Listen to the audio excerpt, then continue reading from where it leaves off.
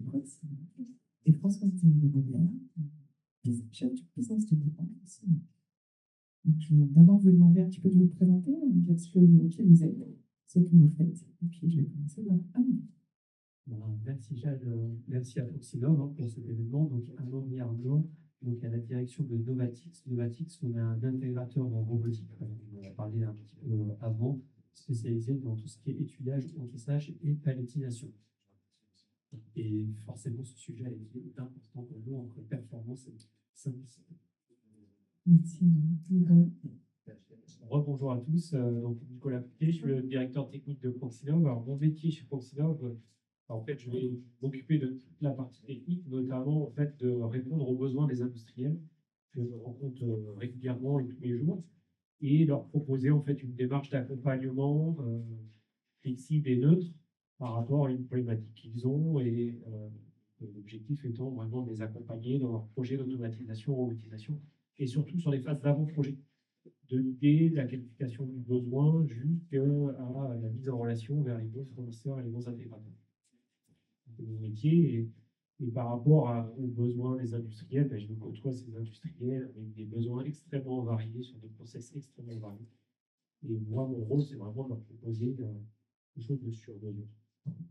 Une petite parenthèse, mais c'est toujours très appréciable quand une personne commence en robotisation, même qui connaît déjà un petit peu la robotisation, d'être accompagné par Proxylove pour lâcher le travail et vous êtes beaucoup, nous, en tant qu'intégrateur ensuite, pour proposer une solution performante. Je vous promets de ne pas payer. François-Xavier. Oui, bonjour à tous. François-Xavier. Après une vingtaine d'années d'expérience dans l'industrie et notamment l'intralogistique, je travaille pour Synaut, qui est une solution logicielle de gestion centralisée des AGV, les AMR et les chariots manuels. Voilà. Merci, messieurs. Donc, avant de parler simplicité, on va parler complexité. Je pense que tous dans votre carrière, vous avez pu avoir des exemples de projets de robotisation, d'automatisation qui ont failli échouer parce qu'ils étaient abordés avec trop de complexité ou pas abordés de la bonne manière. Je vais commencer par toi. Pendant la préparation, tu m'as parlé du fantasme de la machine qui fait tout. Oui, effectivement, c'est une problématique qu'on rencontre souvent, surtout les personnes qui ont moins l'habitude de la robotique. C'est qu'ils ont une problématique et qu'ils font manuellement, qui est très diversifiée, qui est souvent complexe.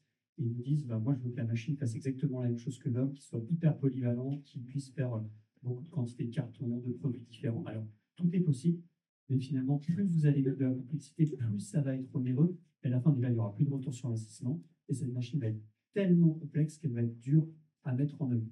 Et donc, quand même, une bonne pratique au démarrage, c'est d'arriver au juste besoin. La robotique, on parle quand même de standardisation. C'est quoi vos flux les plus réguliers? Ce qui est le plus souvent, on commence par cela pour après s'attaquer aux petites et moyennes séries. On commence plutôt par des grandes séries. Nicolas, toi, tu visites énormément de sites industriels. Est-ce que tu as pu observer des erreurs qui étaient un peu plus fréquentes que d'autres? Tout à fait. Alors moi, je te rejoins, Amaury, aussi. C'est toujours ce fantasme, en fait, surtout pour les entreprises qui se lancent dans la robotique, de vraiment tout automatiser, tout robotiser. Et du coup, en fait, on arrive à des solutions vraiment disproportionnées, à des héroïques très très longs. J'ai même eu l'expérience d'une entreprise qui souhaitait automatiser, robotiser de l'assemblage mécano-soudé, et on arrivait sur des ROI à 17 ans, 18 ans, donc impossible à... Je vois bien. Voilà. Et en fait, c'est vraiment la crainte, en fait, le risque, c'est de vouloir absolument tout robotiser.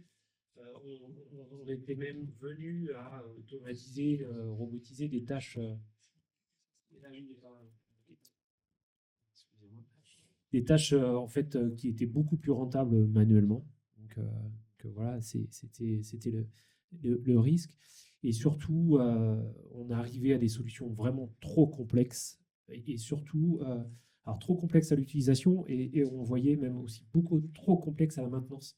C'était des solutions qui étaient très très fragiles, qui nécessitaient vraiment avoir des compétences plus en maintenance. Et du coup, voilà, c'était vraiment pas la bonne solution. Et Une autre erreur que je pourrais citer, c'est négliger aussi l'équipe, c'est-à-dire pas prendre en compte la vision des collaborateurs. Et ça, c'est un vrai risque. C'est une expérience que j'ai eue dans un projet aussi, où les collaborateurs ont vraiment découvert le projet quand je suis venu livrer les résultats d'une étude de faisabilité. Et du coup, ça a été vraiment un carnage parce que c'était un pugilat avec les collaborateurs. Je me permets de rebondir juste 2 minutes. Nous, les meilleurs succès qu'on a eu en termes d'intégration de la robotique, c'est au tout démarrage du projet d'impliquer les personnes, les opérateurs qui font la sécurité, la maintenance. Alors déjà, ils ont plein de critiques très positives et très constructives et on se dit, ah tiens, ça on peut modifier. En plus, du coup, ils sont acteurs et du coup, ils sont très contents que quand la machine arrive, alors trop longtemps à leur goût, hein, parce que c'est quelques mois après, bien sûr, ils la voudraient tout de suite, mais au moins, ils l'ont vu, ils ont pu la commenter et ils sont très satisfaits. Je rebondirais même en disant impliquer ceux de plusieurs shifts aussi, ne pas oublier les équipes qui ne sont pas forcément là quand on fait le rendez-vous. François-Xavier, tu veux rebondir? Alors, après 2 experts tels que mes 2 acolytes, il n'y a pas grand-chose à rajouter. Et effectivement, la complexité, souvent, vient de ce qu'on produit nous-mêmes, en fait, sur la gestion du projet. C'est-à-dire, de par notre positionnement, chez Synaos, on travaille dans l'industrie automobile principalement. On parle d'installation d'AGV, d'AMR de 80-100 unités, et ça peut rester très, très simple. On a aussi des installations de 5 unités qui peuvent être extrêmement complexes. Donc, on admet que la complexité est très fortement liée à la taille du projet, alors que c'est complètement faux. C'est vraiment comment les utilisateurs, comment les décideurs de projet jusqu'aux utilisateurs finaux sont impliqués dans le projet, comment les choix sont faits. Effectivement, tu en as parlé, Amaury. Même dans les sites très complexes, industriels, automobiles, où on se dit ouais, tout est automatisé, c'est faux. Quand ils arrivent à 60, 70, 80% d'automatisation, ils sont extrêmement contents et satisfaits parce que les derniers 20% sont prohibitifs en termes de coûts à aller chercher. Donc en fait, il faut rester sur quel flux on veut automatiser et quelle vision on a pour l'automatisation sur les prochaines années. Ce qui permet tout de suite de choisir la bonne solution. Et c'est là, en fait, finalement, où est l'unique complexité. Mais une fois que ça c'est défini, on simplifie toute la chaîne du projet. J'en reviens un petit peu si on parle de jardinage, je crois que c'est comme ça que je t'avais présenté. Qu'on ait un petit lopin, un petit jardin de 20 mètres carrés ou un champ de 2 hectares, si on arrive avec une petite binette alors qu'il nous fallait un piochon, on va avoir un problème. Et bien c'est pareil en fait. Donc si on n'a pas les bons outils, si on n'a pas défini qu'est-ce qu'on veut automatiser, pourquoi on veut l'automatiser et quels sont les rendus, c'est-à-dire financiers mais aussi humains et matériels, on va au-devant de grosses désillusions. Donc je dirais la simplicité ou la complexité ne vient pas forcément de la taille ou de la complexité supposée technologique, puisque finalement au niveau technologique, aujourd'hui on va pouvoir quasiment tout faire. Mais c'est qu'est-ce qu'on veut faire, comment on veut le faire, qu'il soit proprement défini en amont, et du coup le projet reste très simple. Tout à fait, et proprement défini en amont, je rebondis là-dessus parce que c'est très important, c'est que si le processus manuel marche bien, le processus automatique va bien marcher. Si déjà le processus manuel est compliqué de base, où on a du mal à comprendre, aussi bien en robotisation qu'en robotique mobile, en fait, finalement, quand le flux est des spaghettis, souvent ça va être complexe et ça va pas être simple. C'est chez Toyota que j'ai travaillé, donc on travaillait énormément sur rendre le process le plus lean possible avant de l'automatiser. Et c'est exactement ça. Mais je dirais, ça fait partie de la définition pour moi, ça fait partie de la définition des besoins, en dire qu'est-ce qu'on veut automatiser, pourquoi et comment.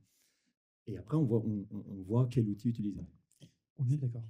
Ça montre aussi le niveau de maturité des entreprises que vous accompagnez en fait. Exactement. Et le niveau de maturité, comment dire, quand on voit un client, alors c'est pas pour vous plomber, hein, mais quand on voit un client qui arrive et qui nous dit tout de suite ah, j'ai vu telle solution sur une solution hardware, un outil, un chariot, un AGV-MR ou une solution, et qui nous dit c'est celui que je veux, en général, c'est pas un très bon signe, parce que ça veut dire que ça a été fait à l'envers. Moi, j'aurais plutôt tendance à dire on va définir ce dont vous avez besoin aujourd'hui, ce que vous pensez avoir besoin demain, et sur cette base-là, on va pouvoir définir est-ce que la solution que je peux vous proposer est intéressante? Est-ce qu'il ne faudrait pas discuter avec un intégrateur qui aura une vue un peu plus large? Et ensuite, la partie purement hardware, c'est-à-dire quel outil on va utiliser, vient en finale. Et donc, c'est vers ça que les intégrateurs, que ceux qui proposent des solutions comme Synaos et d'autres, vont essayer d'apporter ou d'amener vous, clients, vers cette maturité pour avoir la réflexion dans le bon sens, entre guillemets. C'est une question de changer les habitudes des clients. Oui, tout à fait, parce que pendant des années, avant l'automatisation, quels que soient les besoins, il y avait beaucoup moins de besoins d'intégration. Donc, en fait, on pouvait se tromper. Et donc, on pouvait très bien prendre, moi je parle pour ce qui est AGV, AMR. Donc, avant, c'était des chariots manuels. Prendre un chariot, ça ne coûtait pas si cher que ça. Si c'était plus le bon, on allait voir le prestataire en lui disant tu reprends cela et puis tu me mets une autre version parce que j'ai changé mes besoins. Donc, c'était assez simple finalement. Aujourd'hui, on parle de chariot automatisé. Ça veut dire qu'on ne donne plus d'ordre manuellement avec un opérateur, mais ça passe par de l'intégration informatique. Donc, c'est un peu plus compliqué. Donc, il faut l'avoir prévu. Donc, ces changements-là ne se font pas les plus simplement du monde. Donc, il faut qu'ils soient prévus en amont. Globalement, moi, je ne connais pas un seul industriel qui a envie d'un projet simple qui puisse se faire dans les 3 mois. Et alors, du coup, qui va aller apporter cette complexité? Est-ce que c'est la techno? Est-ce que c'est l'industriel, le client, parce qu'il a des process très complexes? Est-ce que c'est l'intégrateur? Est-ce que c'est une responsabilité un peu collective? Alors, à mon avis, c'est collectif. Alors, ça part du besoin. Effectivement, il faut cibler le juste besoin et pas la liste du Père Noël. Parce que souvent, dans certains cahiers des charges, un des pièges, et on veut tout mettre dedans, et ça devient très complexe. Et c'est aussi à l'intégrateur de trouver la solution, le juste besoin. Et c'est vrai qu'on se bat beaucoup avec nos équipes, notamment d'avant-projet, pour dire simplifier, simplifier, simplifier les solutions pour que l'industriel ait déjà quelque chose de simple. Pour rebondir sur ce que tu viens de dire, c'est tout à fait intéressant, mais souvent, et je me mets aussi à la place du client, c'est difficile de croire un industriel qui apporte une solution hardware, d'un fournisseur de services informatiques, de la couche logicielle, et de leur dire définissez-moi. Et c'est là où justement des prestataires ou des partenaires type Proxinov ou des intégrateurs sur le marché vont avoir une vision plus neutre pour justement apporter et amener la clientèle vers une maturité un peu plus grande pour justement définir ses besoins de manière plus neutre et sans biais en fait, parce qu'on est tout à fait capable de le faire, on a la même expertise, mais à un moment donné, on va pouvoir vouloir positionner nos produits aussi, c'est naturel et je dirais, donc des fois avoir une vision ou une approche neutre par des partenaires intégrateurs plus agnostiques, ça peut être un moyen pour les clients d'avancer sur ces sujets-là. Tout à fait, et je rebondis, c'est que beaucoup d'industriels se disent je fais appel à un autre prestataire, je vais perdre peut-être 2-3 mois. Mais souvent, c'est 2-3 mois de gagner à la fin. Parce qu'un des risques, c'est si c'est mal posé depuis le début, il y a une machine ou des machines qui arrivent, et ce n'était pas le juste besoin, et après, c'est 2 ans de complications. Alors au contraire, il faut mieux bien poser le problème. On avait parlé du cahier des charges, du juste besoin, de se faire accompagner en fonction de sa maturité technologique. Si c'est le 50e projet robotique, vous n'avez peut-être pas besoin d'être accompagné. Si c'est dans vos premiers, d'être accompagné par des experts type Proxinov, ça a tout son sens. Oui, vous allez perdre peut-être quelques mois au démarrage, mais vous allez vite les regagner par un vrai ROI, pas juste chiffré, mais en fait, il y a eu tous les imprévus qui se sont passés. Il y a un juste besoin et une intégration rapide et avec le moins de difficultés possible. Voilà, donc on en revient à la simplicité d'installation. On peut aujourd'hui faire des installations en 2 semaines, qui ne sont peut-être pas très durables, à la simplification d'utilisation à long terme, et donc qui nécessite justement cette revue, ces 2 semaines de perdu en amont, qui vont permettre en fait des économies sur le long terme fois X. On parle de se faire accompagner, on parle de faire des compromis, on parle aussi d'aller bien définir son besoin. Est-ce qu'au final, tous ces sujets de simplification, c'est aussi des sujets de savoir renoncer, savoir faire des choix, savoir évoluer dans sa posture projet robotique? Pour moi, en fait, c'est modifier sa posture. En fait, c'est revoir un peu la démarche projet classique et plutôt avoir une démarche agile, incrémentale. On peut avoir des sujets très complexes long terme, c'est d'avoir définir vraiment un objectif clair, des besoins très clairs, mais surtout décomposer en fait le projet en plusieurs mini-projets et itérer, valider en fait au fur et à mesure. Et en fait, c'est des petits succès qui feront un grand succès. Et c'est beaucoup plus rassurant. En termes de ROI aussi, c'est beaucoup plus simple à mesurer. C'est beaucoup plus simple. On va réduire en fait le ROI. On va faire des succès intermédiaires. On va rassurer les collaborateurs aussi parce qu'on va être sur des projets avec des succès à court terme. Et en fait, pour moi, c'est vraiment une posture en fait, qu'il faut modifier, une approche qu'il faut modifier et pas être dans une vision projet long terme, mais plutôt voilà, avoir ce cap long terme, ces objectifs long terme, mais travailler, en fait, avancer en mini-projet, en fait. Une démarche vraiment incrémentale. Et alors, du coup, est-ce que la posture, elle n'est pas aussi du côté mon projet doit être complexe parce que mon process est forcément unique, mon process est forcément différent de celui du voisin. Est-ce que c'est pas aussi une question de se rassurer en se disant que tout est unique dans mon usine et donc tout doit être fait exactement pour moi, spécifique et complexe? C'est toujours le piège, en fait. La complexité est rassurante. Euh, et puis, ce qu'on se dit aussi, c'est plus mon système est complexe, plus je le maîtrise. Et surtout, plus mon sujet est complexe et plus il est sérieux, enfin, de l'extérieur ou même en interne. J'ai un sujet complexe, donc au niveau de ma hiérarchie, ça va être pris sérieusement, on va pouvoir engager des investissements, etc. Mais c'est toujours le risque, en fait. Et du coup, on complexifie pour être rassuré, en fait. Et je le vois régulièrement, encore une fois, pour les entreprises qui robotisent pour la première fois. euh, j'ai un gros projet et mieux c'est, en fait. Mieux c'est vu, etc. Et du coup, on oublie, en fait, pour moi, en fait, il faut se poser 3 questions, en fait, pour vérifier si j'ai besoin d'aller dans cette complexité. Est-ce qui va résoudre la complexité, résout un problème concret, oui, non? Est-ce que c'est pas plutôt pour me rassurer ou pour répondre à la question au cas où? Voilà, je rends mon projet complexe parce qu'au cas où, on ne sait pas, peut-être qu'on va passer d'autres séries, peut-être, etc. Donc, il faut se poser cette première question. Deuxième question, est-ce que c'est mes équipes, elles sont en capacité de gérer en fait, cette complexité? Équipe maintenance, équipe conducteur de ligne, etc. Et, euh, et surtout aussi une dernière question, est-ce que je ne peux pas tester avant d'aller vers de la complexité? En fait, c'est tester des technos, valider des technos avant d'aller se dire c'est bon, je vais vers cette complexité. Donc pour moi, il faudrait se poser ces 3 questions-là en fait avant de se dire je gère un projet complexe. Et on l'a même vu chez des industriels qui n'étaient pas du tout primo robotisants, hein. Même des plus gros. Amaury, je pense que ça te parle aussi, le piège de la complexité rassurante.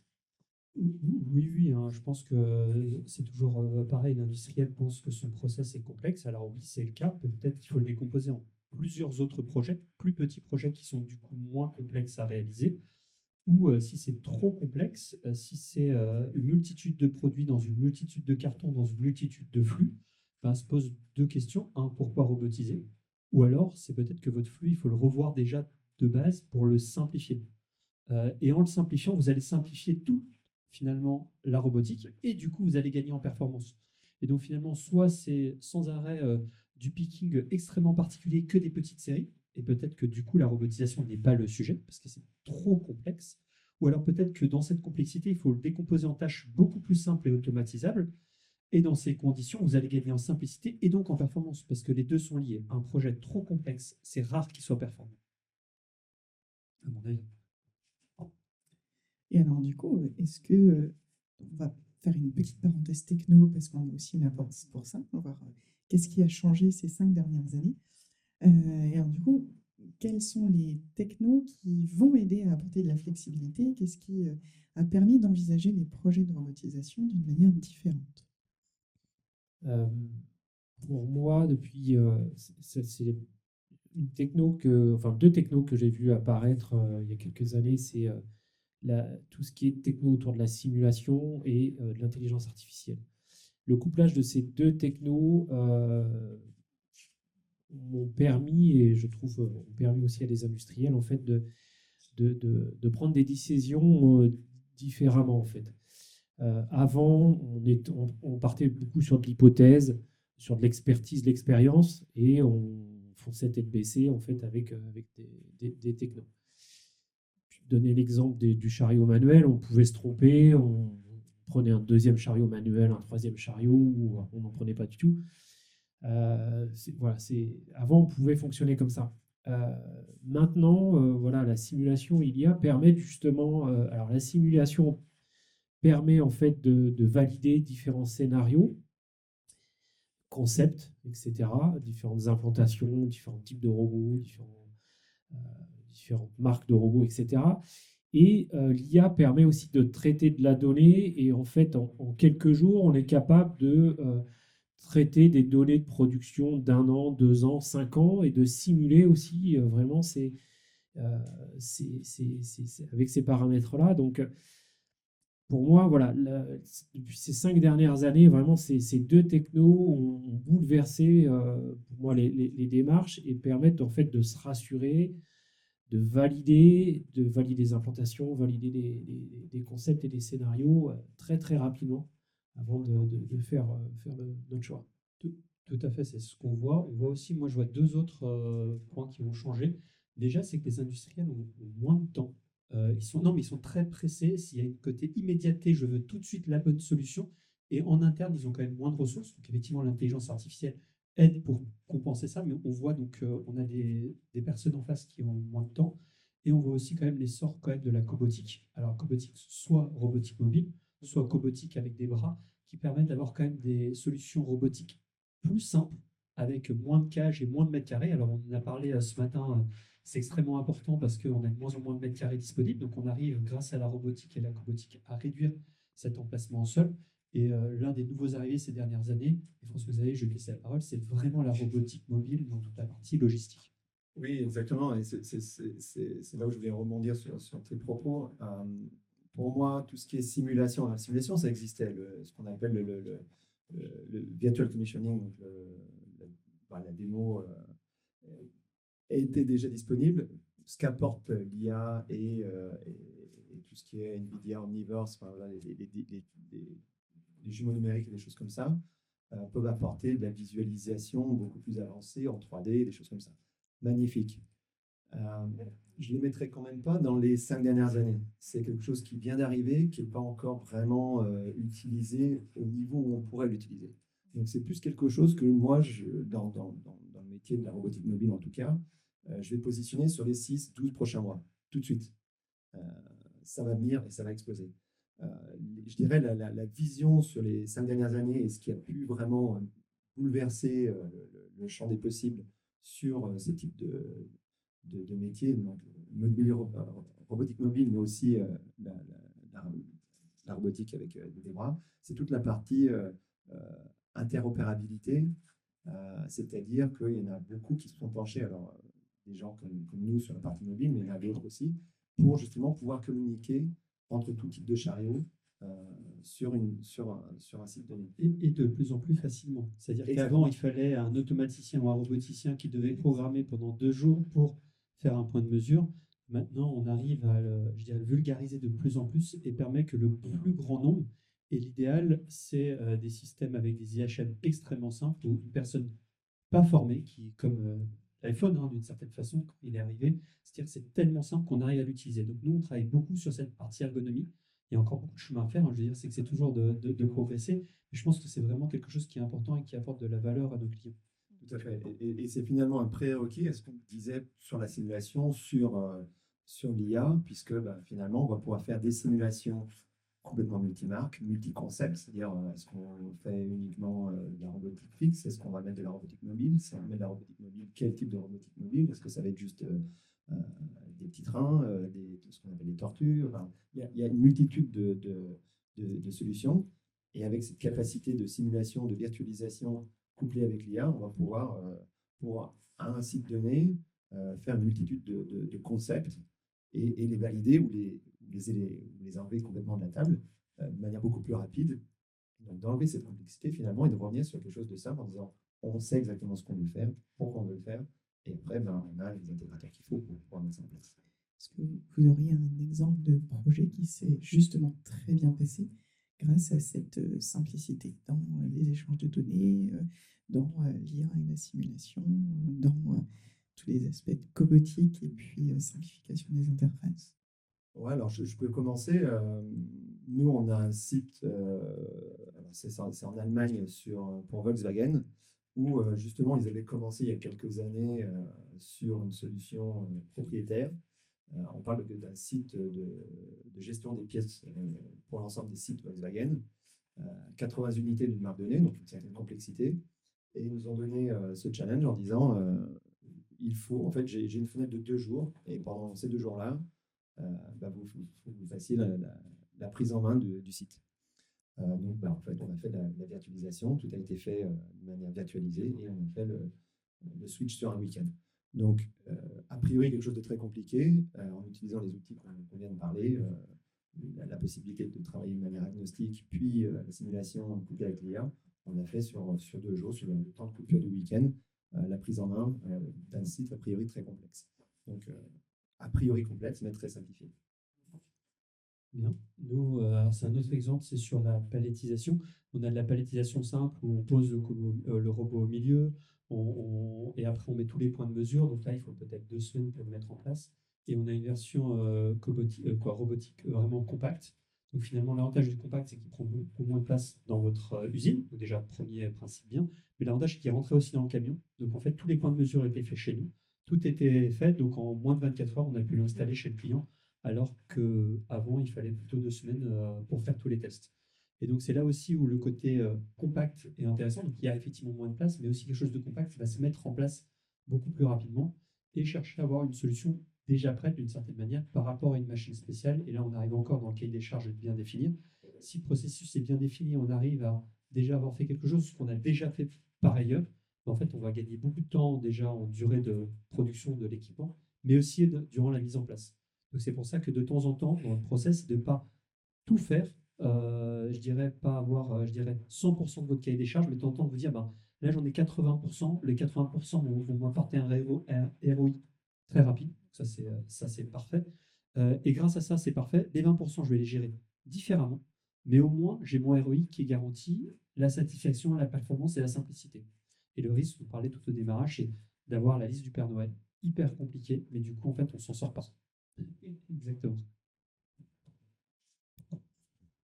Un exemple de projet réussi, si on parle de la simulation et de l'IA, ouais, j'ai un exemple d'une entreprise qu'on a pu accompagner sur l'automatisation, la robotisation de flux, ateliers logistiques. C'était une entreprise avec beaucoup de saisonnalité en fait, et du coup on intervenait à un moment où on était plutôt en basse saison. Du coup, c'était complexe en fait de prévoir ce qu'était une haute saison. En fait, du coup, ce qu'on a fait, c'est qu'on a fait une grosse partie de simulation avec dans cette simulation, on a intégré vraiment les données de production sur 1 an, sur 2 ans, même sur 3 ans. Donc très rapidement, on a pu en fait estimer les moyens nécessaires en fait euh, pour tenir une production haute saison.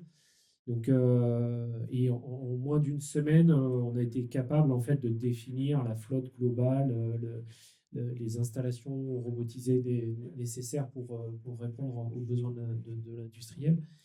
Et ça, c'est pareil. C'était c'était un sujet très complexe, mais qu'on a rendu vraiment très simple avec cette simulation. Et du coup, ça a permis aussi à l'industriel de phaser un peu son investissement aussi. Et surtout, voilà, de se lancer vraiment dans un projet pilote en phasant vraiment ces investissements. Et je rebondis sur le phasage, et la robotique mobile le permet.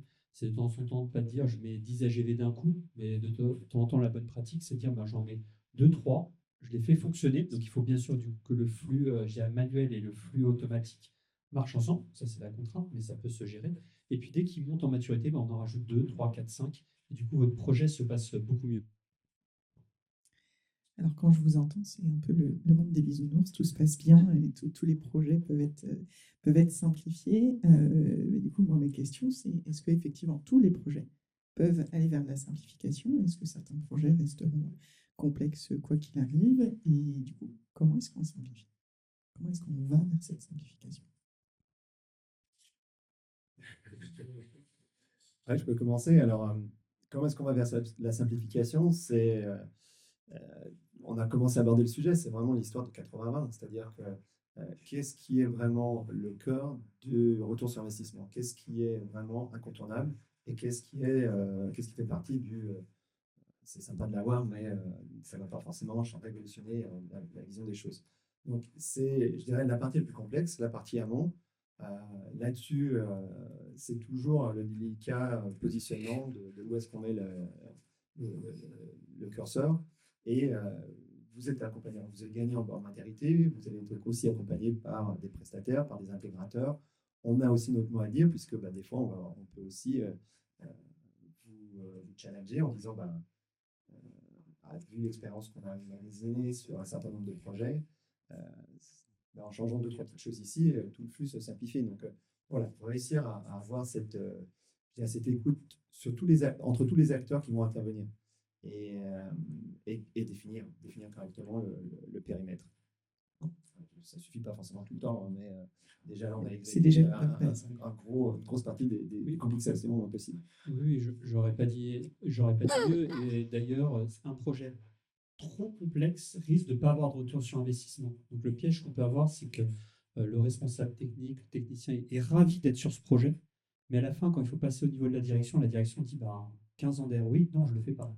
Donc c'est ça aussi. Donc si vous avez un projet trop complexe, il faut se poser la question pourquoi il est complexe et est-ce que c'est le cœur en fait aussi de votre industrie. Alors, si c'est oui, alors il va falloir développer une machine spéciale, il va falloir développer des process, et vous savez que ça va malheureusement coûter beaucoup.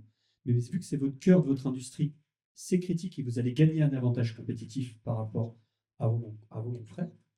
Dans l'autre sens, c'est peut-être pas l'endroit automatisé parce que c'est trop complexe et du coup, vous savez qu'à la fin, le retour sur investissement ne va pas exister. Et donc, en fait, finalement, dans votre validation, même vous interne, ça ne va pas arriver. Donc, c'est aussi des choses à regarder directement. Nous, en tout cas, on le voit en tant qu'intégrateur, très souvent, il y a des projets qui sont super. On voit que le ROI est extrêmement long, peut-être 15 ans. Le client nous dit, vous inquiétez pas, ça va passer, ma direction est d'accord. Donc on avance, on fait l'offre, on est content, et 3 mois après, on nous dit, en fait, non, parce qu'il n'y a pas de ROI. Voilà, juste dépenser dès le début, finalement. Mais du coup, on aura toujours des sujets très complexes, il y aura toujours des projets complexes. Enfin, je reviens sur la posture que je vous ai présentée tout à l'heure. En fait, c'est vraiment cette posture en fait, qu'il faut avoir. C'est comment ce sujet complexe, je peux le rendre beaucoup moins complexe en phasant, en itérant, etc. Donc ça, c'est vraiment en séquençant, c'est vraiment pour moi le nerf de la guerre. Et là, l'exemple que tu donnais, en fait, je pense que l'erreur du responsable projet, ça a été de pas séquencer son sujet et de ne pas définir en fait des mini-projets dans mon projet global. Il avait peut-être une vision sur 15 ans, mais peut-être qu'en fait, il aurait fallu séquencer à court terme, moyen terme et long terme son besoin et son projet. Et c'était peut-être une des erreurs. Clairement, et de tout passer en tout robotique, Ouais. c'est presque un mirage si on a une maturité industrielle qui est extrêmement forte, et là c'est possible. Sinon, il faut y aller, ce que tu disais, étape par étape, process après process, et du coup, ça va bien se passer. Les équipes vont prendre confiance, et en fait, en prenant confiance sur un premier projet de robotique, ils vont faire un deuxième, un troisième et un quatrième. Et il ne faut pas oublier que ce phasage peut permettre aussi, sans un investissement initial très important, de justement gagner en ROI et d'avoir la capacité de réinvestissement pour les étapes suivantes. Et il y a beaucoup même de très gros industriels qui font ça comme ça. Donc c'est vraiment une nouvelle philosophie à adopter. Tout à fait. Dans les projets un peu plus gros ou novateurs, effectivement, faire des POC, des proof of concept, c'est-à-dire c'est vraiment important pour déjà valider. Alors oui, au démarrage, c'est un investissement. Mais l'investissement, vous allez le retrouver beaucoup de fois parce que soit le POC n'est pas positif, mais au moins vous le savez, vous n'avez pas investi des centaines de milliers d'euros, soit il est positif et vous allez gagner en maturité et en confiance pour savoir que le projet va bien se dérouler. Et ici, vous pouvez même le faire dans l'usine pilote, ici, par exemple. Merci, mais je vous jure, on n'a pas payé. Merci, Amaury. Une dernière question, parce que je vois que l'heure tourne, et à un moment donné, il faut aussi laisser à notre cher public la possibilité d'en poser des questions. Votre conseil ultime pour robotiser efficacement, simplement et en embarquant les collaborateurs? C'est co-concevoir avec les collaborateurs, ça c'est primordial pour moi, c'est vraiment un des conseils que je donnerais, c'est vraiment les impliquer. Alors, les collaborateurs au sens large, c'est-à-dire que moi, de mon expérience, en fait, on peut impliquer, on voit souvent des industriels qui impliquent les collaborateurs, mais l'environnement proche est souvent de ne pas communiquer l'environnement aux collaborateurs moins proches. C'est une des erreurs parce qu'en fait, ils voient ça, les collaborateurs, de plus loin, et donc c'est un petit peu le verre dans la pomme. Et du coup, ils peuvent avoir une mauvaise vision, ils peuvent avoir du négatif. Et en fait, il faut vraiment essayer d'impliquer tous les collaborateurs. Alors, avoir un niveau de communication différent. Les collaborateurs proches, forcément, on va les impliquer beaucoup plus en projet, on va concevoir, on va les faire venir, notamment sur des phases d'acculturation, de tests, etc. Mais il ne faut pas hésiter aussi à avoir une communication au sens large, voire dans toute l'entreprise, pour que tout le monde ait le même niveau, entre guillemets, d'information et comprenne vraiment le besoin et la vision de l'industrie, enfin de l'industriel. Donc voilà, faut vraiment impliquer, concevoir avec les collaborateurs, et puis aussi former à la simplicité. C'est pas simple aussi, notamment quand on a des ingénieurs et des techniciens qui sont dans les projets, on a toujours tendance à faire quelque chose, mettons à 5 pattes, ou à imaginer des technos très très complexes. Donc il faut aussi former les collaborateurs à la simplicité. Je rebondis, même nous, intégrateurs, on a ce piège-là. Et on a nos équipes qui nous disent c'est super, ça marche super bien, on a fait un super système mécanique, c'est ultra flexible, ça fait tout. Et je dis, mais est-ce que ça répond juste aux besoins? Et pas plus. Parce que si on fait plus, bah, on ajoute de la complexité, des coûts, et du coup, au détriment de la performance.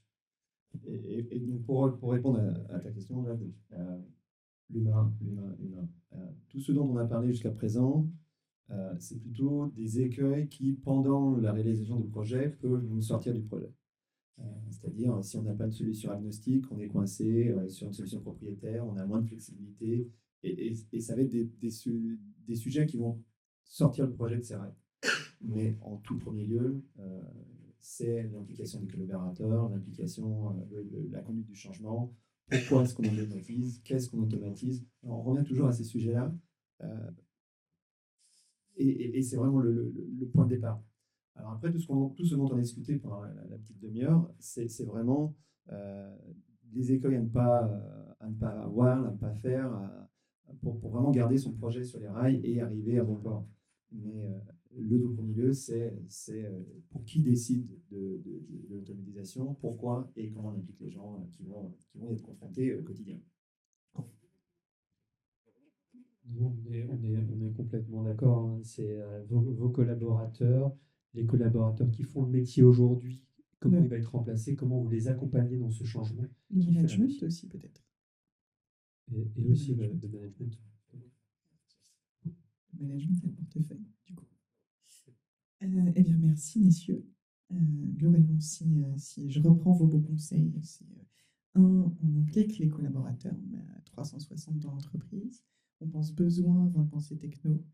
Et on va au maximum vers des technos qui sont agnostiques, interopérables, et avec une méthode de projet par petits pas, où on ne va pas aller chercher à faire la machine qui fait tout, mais on va aller chercher la machine qui va faire 80% de notre besoin au ROI le plus rapide possible. C'est bien ça. Merci beaucoup, messieurs. Je pense qu'on peut les applaudir pour cette discussion très vivante. Et puis, je vous propose de prendre quelques questions dans le public. Je pense que ça fera plaisir, parce que ça voudra dire qu'il y a encore des petites zones d'ombre à éclaircir avant d'aller vers le déjeuner.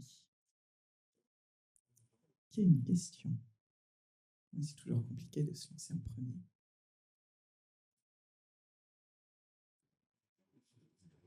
Merci. Oui, oui, bonjour Frédéric. C'est pas une question, en fait, c'est deux petites remarques par rapport à tout ce que vous avez dit qui était très intéressant. Et effectivement, on voit que vous êtes des gens de terrain, et déjà qui connaissaient le monde de l'entreprise et les difficultés et comment les intégrer. Première remarque, c'est vrai que souvent, quand on n'investit pas les personnes qui vont travailler dans l'usine et toutes les personnes qui vont tourner autour d'un projet de cobotique ou de robotique, eh ben, on se rend compte que des fois, il y a des investissements qui sont faits et on a un robot qui dort dans l'entreprise. Combien d'entreprises, je ne sais pas où vous êtes allé, où vous avez pu constater, où il y a, bah, on a acheté un très beau robot, bah, il est là-bas et il prend la poussière. Et combien d'entreprises françaises ont fait ça parce que les projets étaient mal montés en amont, peut-être mal conseillés, ou peut-être, enfin voilà, le projet n'a pas été ficelé. Et aujourd'hui, maintenant, c'est un frein parce que les gens qui ont fait cet investissement, bah, ils ont du mal à refaire un investissement parce qu'ils ont perdu la confiance dans les projets. Donc c'est un vrai travail à faire en amont et merci pour le faire parce que c'est notre travail à tous. Je rebondis, vous avez complètement raison, hein. Quand il y a un projet de robotique qui se passe bien, du coup, toutes vos équipes vous disent je veux un deuxième, un troisième, un quatrième, un cinquième. Effectivement, quand vous en avez un qui est mal ficelé au début, hein, surtout c'est les plus difficiles, hein, le démarrage, effectivement le robot dort et du coup le deuxième est très compliqué, le troisième est compliqué. Parce que, tout à fait. D'ailleurs, en plus, il y a encore la peur d'aller vers la robotisation ou la cobotisation dans l'entreprise. Et ça, c'est facile d'aller voir des gens qui ont pris cette habitude de cobotiser pour leur dire, bah, leur vendre un nouveau process ou une nouvelle technologie. Mais ceux qui n'ont pas franchi le pas, ils ont encore beaucoup de freins. Et ces freins-là, ils sont à tous les niveaux. Ils sont au niveau des utilisateurs sur site, vraiment au niveau opérateur, parce qu'ils voient que bah, finalement, ça n'a pas fonctionné. Et ils sont aussi au niveau managérial, c'est-à-dire on a déjà mis tant d'argent, il n'y a eu aucun rendu, ça les rend de plus en plus frileux pour prendre ces décisions-là. Donc, les freins s'additionnent en fait à tous les étages. Et c'est là que ça devient encore plus compliqué pour essayer d'y aller. D'où le travail on parlait de l'humain et des personnes impliquées, parce que souvent, quand les équipes de terrain sont impliquées dans des projets, ils savent ce qu'ils veulent, ils savent ce dont ils ont besoin, ils savent aussi ce dont ils n'ont pas besoin, et du coup, votre probabilité de succès est vraiment beaucoup plus forte. Moi, souvent, quand j'ai vu des robots prendre la poussière, quand on discute à l'opérationnel à côté, ils ont dit « Ah oui, c'est un truc qui ne sert à rien ». Mais s'il ne sert à rien, c'est qu'ils n'étaient pas convaincus dès le début. C'est-à-dire qu'il n'y a peut-être pas eu un travail en amont de leur dire bah, « Voilà ce que je veux ». Et dans certains cas, on va dire bah, « C'est une fausse route ». L'opérationnel dit « Mais pourquoi vous faites ça, ça ne sert à rien ». Et du coup, là, on stoppe le projet, on repose des questions de quel est le juste besoin pour notre société. Mais un robot qui dort, c'est un investissement qui a été fait et il n'y a aucun ROI, donc c'est vraiment dommage. Exactement. Ça, c'est le premier. Et la deuxième, c'est sur la complexité des process. Effectivement, aujourd'hui, il y a certains process qui sont très difficilement robotisables, on va dire, ou cobotisables. Mais parce que c'est aussi un problème de technologie. Aujourd'hui, la technologie fait des bons phénoménaux. Il y a l'arrivée de l'IA et plein d'autres développements aussi. Et aujourd'hui, un projet qui est complexe, demain ne le sera pas, mais c'est anticiper aussi ce qui va pouvoir être fait demain à partir d'un repérage. Je ne sais pas si je suis super clair. Je peux rebondir juste deux minutes dessus. Nous, par exemple, on est dans la palettisation. Il faut savoir que les plans de palettisation, avant, c'est un roboticien qui le fait, qui met une petite journée à le faire, qui met chaque point de mesure à chaque endroit. Aujourd'hui, on a créé un logiciel de palettisation qui permet que vous rentrez le carton, la palette, vous le faites vous-même, et en 10 minutes, c'est fait. Vous l'envoyez au robot, et le robot comprend, et c'est fait. Donc, il y a quelques années, c'était un frein. Effectivement, c'est le travail des intégrateurs, et c'est notre travail de simplifier la technologie, en tout cas de simplifier pour que quelque chose qui était complexe initialement, qui prenait du temps, puisse être fait par la personne directement. Oui. Et il y a aussi le grand développement sur la vision. On en a un peu évoqué ce matin sur certains postes, c'est que la reconnaissance des objets, de l'espace, a fait des bons phénoménaux. Déjà, ça s'est réduit. Donc, on peut intégrer maintenant ces systèmes de vision à des systèmes de robots, de cobots.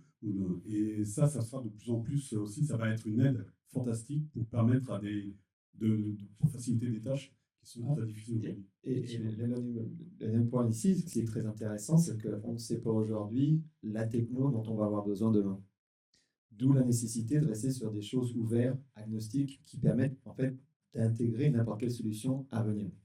Parce qu'on ne sait pas quelles solutions sont disponibles, on ne sait pas quels seront nos besoins. Et c'est là toute la problématique, c'est que simplicité d'installation ou simplicité d'utilisation. Aujourd'hui, quel que soit le système, robotique fixe, robotique mobile, on peut faire des installations en 2 jours. C'est possible. C'est propriétaire et plus aucune modification n'est possible. Donc ça revient bien à ce qu'on disait, c'est-à-dire que si on veut rester flexible et ouvert pour pouvoir adopter ce type de technologie pour répondre à des besoins dont on ne sait pas vraiment définir aujourd'hui, il faut rester le plus flexible et le plus ouvert possible, et donc agnostique. Tout à fait. Voilà, j'ai fini. Merci Jade, j'ai laissé le premier comme ça. J'ai Merci. ouvert la voie. Je voudrais rajouter aussi, on a souvent tendance à dire aussi, avec les nouvelles technologies qui arrivent, je balance mon installation existante et j'en rachète une neuve. Ça, c'est toujours aussi, c'est un fantasme, enfin c'est un fantasme, c'est un des problèmes, ça. En fait, ce qu'on se rend compte, c'est que même si on a une installation qui a une dizaine d'années, on peut la rendre très intelligente. Tu parlais tout à l'heure des plans de palettisation. Avec l'IA, avec d'autres technologies, des logiciels, des algos, etc., en fait, on peut aussi rendre une installation de palettisation qui a une dizaine d'années très intelligente et très flexible. Il faut changer un peu de mindset et s'ouvrir un petit peu à ces nouvelles technologies, creuser un peu plus en rajoutant peut-être 5 000 euros, 10 000 euros. On peut très bien avoir une installation très performante avec voilà, avec des plans de jeu, enfin des plans de palettisation qui peuvent être faits en 5 minutes aussi. Donc ça peut être fait. Et notamment, un autre exemple aussi en domaine du ponçage ou du soudage, on peut avoir des installations assez classiques de soudage ou de ponçage, en rajoutant un petit système de vision, de suivi de plans de joint, avec une petite intelligence. On peut rendre vraiment ces installations très flexibles et très adaptables à des changements de série, à des séries très, très, très changeantes. Donc, Je rebondis aussi sur des vieilles installations. Certaines sont très performantes. Il suffit de faire des rétrofits de la partie, par exemple, électronique, capteur, et vous êtes reparti pour 10 ans. Donc, il n'y a pas forcément toujours aussi besoin de dire je change pour avoir du complètement nouveau. Vous pouvez aussi vous dire je fais un rétrofit pour gagner des performances pendant 10 ans.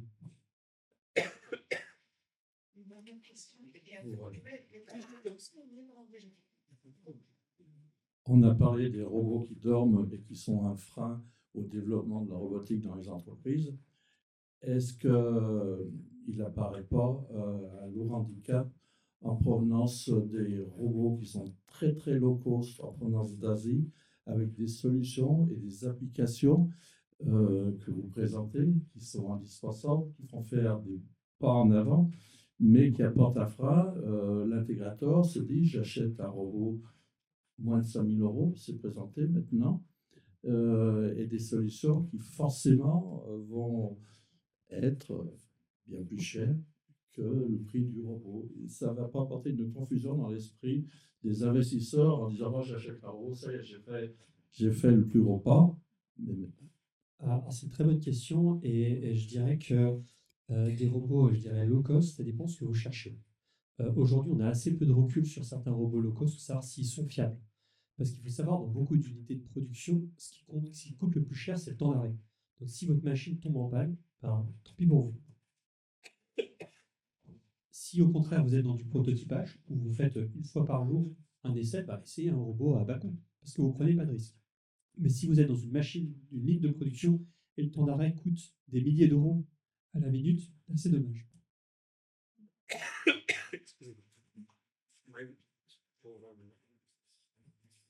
Pour compléter, je vois exactement où vous voulez en venir, c'est-à-dire que aujourd'hui, je dirais l'infrastructure informaticielle et logicielle va être beaucoup plus chère que les robots. Et les robots, a priori, devenir aussi des commodités.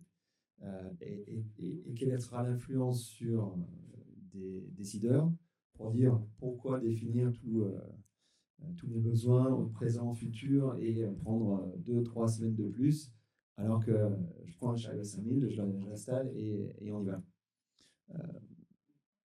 Il le fera une fois ou deux et puis normalement il va dire finalement c'est pas cher, mais si je le refais toutes les 3 semaines, tous les 3 mois ou tous les 3 ans, il faut peut-être mieux réfléchir vraiment pour une fois aux besoins et de plus en plus il y aura des solutions non plus logicielles mais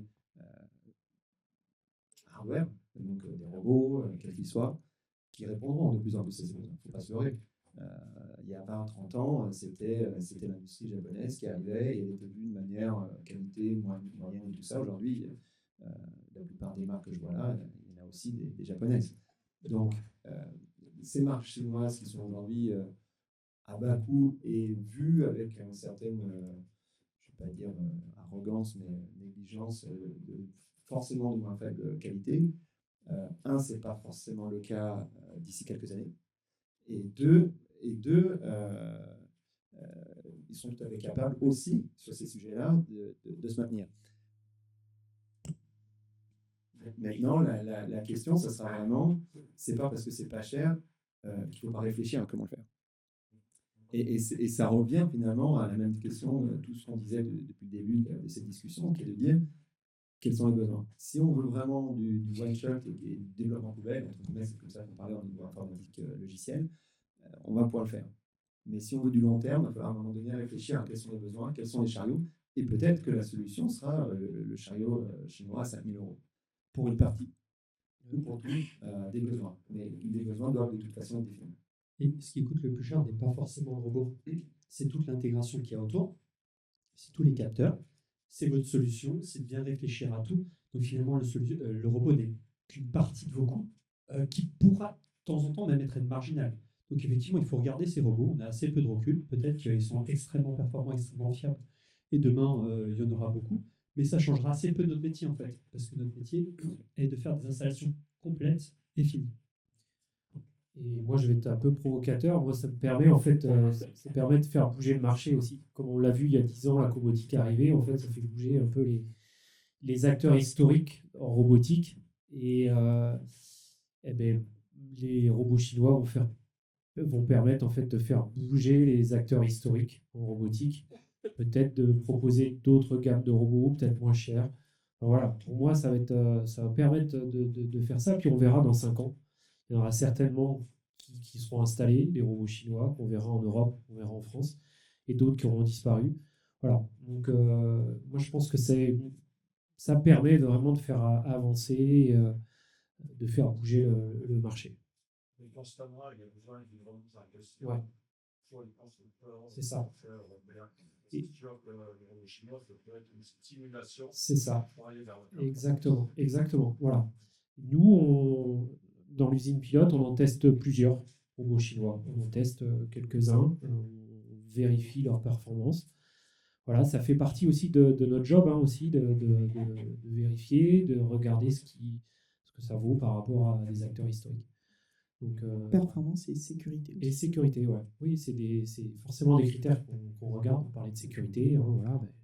Nous, avec nos normes européennes, voilà, on a cette vision, ce regard-là, de vérifier si ces robots répondent vraiment à ces problématiques et ces besoins. Je rebondis juste sur la cobotique et la sécurité, et même la robotique mobile. C'est quelque chose d'essentiel, et c'est pour ça qu'il faut faire attention à l'intégration, qu'elle soit bien faite. Ça fait petit excusez-moi, les allergies, là, c'est pas la bonne saison. Non, mais c'est vraiment un sujet d'actualité. Je te promets que les 2 plans sont en plastique. Il fait trop beau, en fait, finalement.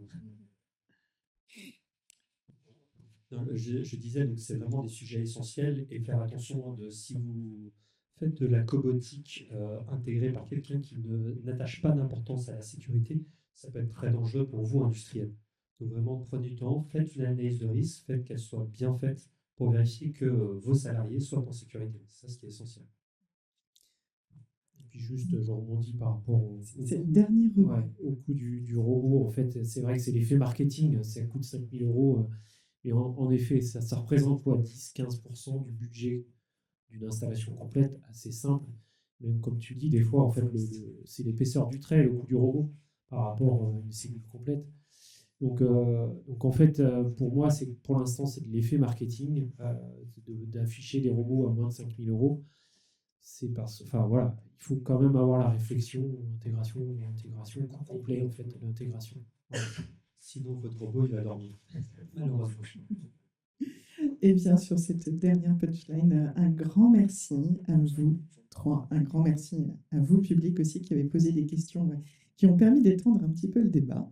Je vous invite du coup à continuer les échanges autour de notre déjeuner convivial. C'était donc la dernière intervention avant la possibilité de faire l'apéro. Et donc, je vous dis à très bientôt et à très bientôt au Proxinov. Merci. Merci.